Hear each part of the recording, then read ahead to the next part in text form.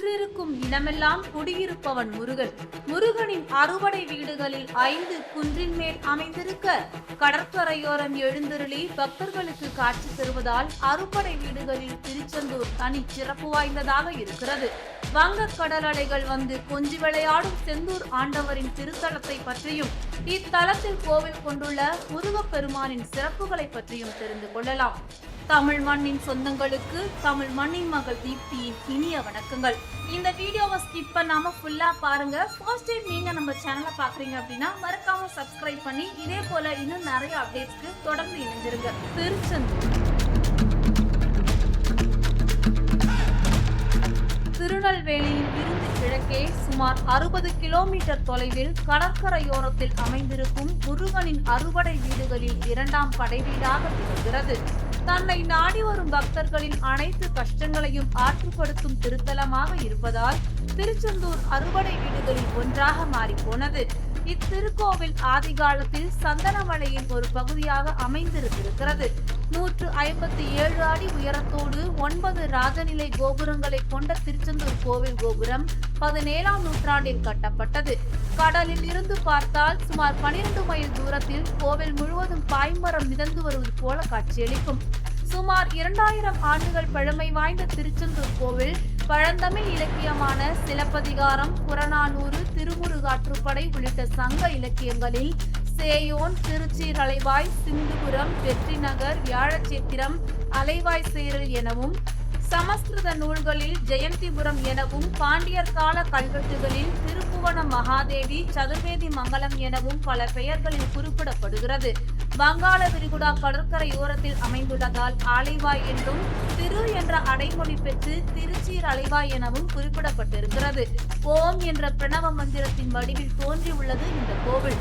திருச்செந்தூர் கோவிலில் வீரவாகு தேவர் அனைத்து கடவுள்களுக்கும் காவல் தெய்வமாக விளங்குவதால் வீரவாகு பட்டினம் எனவும் அழைக்கப்படுகிறது. இத்திருக்கோவிலானது பாண்டிய மன்னர்களின் ஆட்சி காலத்தில் மேம்படுத்தப்பட்டது. பொதுவாக அனைத்து கோவில்களிலும் உற்சவராக ஒருவர் தான் அருள்பாலிப்பார். ஆனால் திருச்செந்தூர் கோவிலில் மட்டுமே சண்முகர், ஜெயந்திநாதர், குமரவிடங்கர், ஆலைவாய் பெருமாள் என 4 உற்சவமூர்த்திகள் இருக்கிறார்கள். இதில் குமரவிடங்கருக்கு மாப்பிள்ளை சுவாமி என்றொரு பெயரும் உண்டு.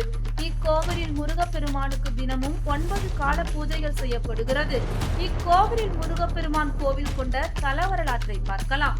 கந்த புராண வரலாற்றின்படி கடும் தவம் புரிந்து வரங்களை பெற்ற சூரபத்மன் தேவர்களை துன்புறுத்தினான். அவனது கொடுஞ்செயலால் பாதிக்கப்பட்ட தேவர்கள் சூரபத்மனை அழிக்கும்படி சிவபெருமானிடத்தில் தஞ்சமடைந்தனர். தேவர்களின் வேண்டுதலை ஏற்று தனது நெற்றிக் கண்ணில் இருந்து 6 தீப்பொறிகளை சிவபெருமான் உண்டாக்க அந்த 6 தீப்பொறிகளில் இருந்தும் 6 குழந்தைகள் பிறந்தன. இந்த 6 குழந்தைகளையும் கார்த்திகை பெண்கள் வளர்த்தனர். அசுரன் சூரபத்மனோ தேவர்களை துன்புறுத்த தங்களை காக்கும்படி தேவர்கள் முருகப்பெருமானிடத்தில் ஐப்பசி மாத வளர்பிறை நாளில் சஷ்டி விரதம் இருந்தனர். தேவர்களின் விரதத்தினால் மனம் குளிர்ந்த முருகப்பெருமான் சூரபத்மனை வதம் செய்வதற்காக திருச்செந்தூரில் எழுந்தருளினார். அப்போது தேவர்களின் குருவான வியாழ பகவான் முருகப்பெருமானை தரிசிக்க இவ்விடத்தில் தவம் செய்து கொண்டிருந்தார். குரு பகவானுக்கு காட்சியளித்த முருகப்பெருமான் அவரிடத்தில் அசுரனின் வரலாற்றையும் அறிந்து கொண்டார். பின்னர் சிங்கார வேலராக சிக்கலில் வேல் வாங்கிய முருகப்பெருமானுக்கு சூரபத்மனை அழிப்பதற்கு மனம் வரவில்லை. அதனால் தனது படை தளபதியான வீரவாகுவை சூரபத்மனிடத்தில் தூது அனுப்பினார். ஆனால் அழிவின் விளிம்பில் இருந்த அசுரனோ அதனை மறுத்து யுத்தத்திற்கு அறைகூவல் விடுத்தான். யுத்த அறைகூவலை தொடர்ந்து முருகப்பெருமான் போரில் வெற்றி பெறுவதற்கு குரு பகவான் ஆலோசனைகளை வழங்க அவரது ஆலோசனையின் பேரில் தனது படைகளோடு சென்று சூரபத்மனை ஐப்பசி மாத வளர்பிறை திதியில் அளித்தார். அசுரனை முருகன் வதம் செய்த இத்திருநாளையே கந்தசஷ்டி திருவிழாவாக நாம் கொண்டாடுகிறோம். சூரசம்ஹாரம் என்றால் அசுரனை முருகப்பெருமான் அழித்தார் என பொருள் கொள்ளக்கூடாது. உண்மையில் சூரனையும் ஆட்கொண்டு பெருவாழ்வு தந்தான் என்றே கூற வேண்டும். ஏனெனில் சூரபத்மனை அழித்து அவரின் ஒரு பாதியை மயிலாகவும் மறு பாதியை வேலாகவும் மாற்றி ஏற்றுக்கொண்டார். எந்த தெய்வத்திற்கும் இல்லாத சிறப்பு இதுவாகும். அதனால்தான் வைதாரையும் வாழ வைப்பான் முருகன் என போற்றி வழிபடுகிறார்கள். சூரபத்மனை அழித்து அவனது ஆணவத்தை அழித்ததற்கு அர்த்தம் யாதெனில் மனிதன் தனது கோபம் அகங்காரத்தை அழிப்பதால் இறைவனை அடையலாம் என்பது. வியாழ பகவான் தான் தவம் செய்த இத்திருத்தலத்திலேயே தங்கியிருந்து தன்னை நாடி வரும் பக்தர்களுக்கு அருள்பாலிக்க வேண்டும் என முருகப்பெருமானிடத்தில் வேண்டிக் கொண்டார். குரு பகவானின் வேண்டுதலை ஏற்ற முருகப்பெருமான் முருகப்பெருமான் இத்திருத்தலத்தில் குடிகொண்டார். அதன்படியே சூரபத்மனை வெற்றி கொண்டதை நினைவு கூறும் விதமாக இத்தலத்தில் ஜெயந்திநாதராக முருகப்பெருமான் கோவில் கொண்டார். வியாழ பகவான் இவ்விடத்தில் கோவில் கொண்ட முருகப்பெருமானுக்கு விஸ்வகர்மாவின் உதவியோடு ஆலயத்தை எழுப்பித்தார். ஜெயந்தி என்பது வெற்றியை குறிக்கும்.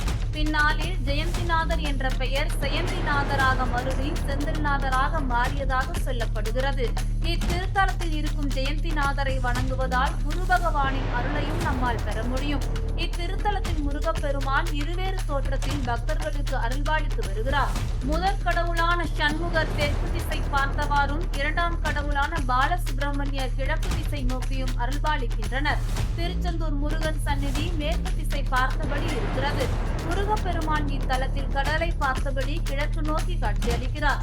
இந்து கோவில்களிலேயே கிழக்குப்புற வாசல் இல்லாமல் மேற்குப்புற வாசல் கொண்ட ஒரே கோவில் கோபுரம் திருச்செந்தூர் முருகன் கோவில் மட்டுமே.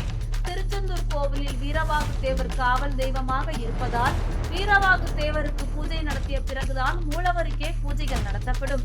சூரபத்மனை வதம் செய்த முருகப்பெருமான் அந்த வெற்றிக்கு நன்றி செலுத்தும் விதமாக தாமரை மலரை வைத்து சிவபெருமானுக்கு பூஜை செய்தார். அதனை நினைவு கூறும் வகையில் இன்றும் முருகப்பெருமானின் வலது கரத்தில் தாமரை மலர் இருப்பதை காண முடியும். சிவயோகி போல தலையில் ஜடாமகுடம் தரித்திருக்கும் இவருக்கு பின்புற சுவற்றில் ஒரு லிங்கம் இருக்கிறது. அந்த லிங்கத்திற்கு தீபாராதனை காட்டிய பிறகுதான் முருகப்பெருமானுக்கு தீபாராதனை காட்டப்படும். இதே போல சண்முகர் சந்நிதியிலும் சுவாமி சந்நிதிக்கு பின்புறத்தில் லிங்கம் இருக்கிறது. லிங்கங்கள் இரண்டும் இருளில் இருப்பதனால் தீபாராதனை எடுத்து மட்டுமே நம்மால் தரிசிக்க முடியும். இத்திருத்தலத்தில் எழுத்தருளி இருக்கும் பாலசுப்பிரமணியனுக்கு பூஜைகள் செய்த பிறகு வெண்ணிற ஆடை சாட்டப்படுகிறது. மற்றொரு சந்ததியில் இருக்கும் சண்முகருக்கு பச்சை நிற ஆடை சாட்டப்படுகிறது. கோவிலில் மூலவருக்கு பின்பகுதியில் பாம்பறை என்ற சுரங்கப்பாதை இருக்கிறது. இந்த சுரங்கப்பாதையில் முருகப்பெருமான் பூஜை செய்த பஞ்ச லிங்கங்களை தரிசிக்கலாம். இங்கு உச்சிக்கால பூஜை முடிந்த பிறகு மணி ஒலிக்கப்படும்.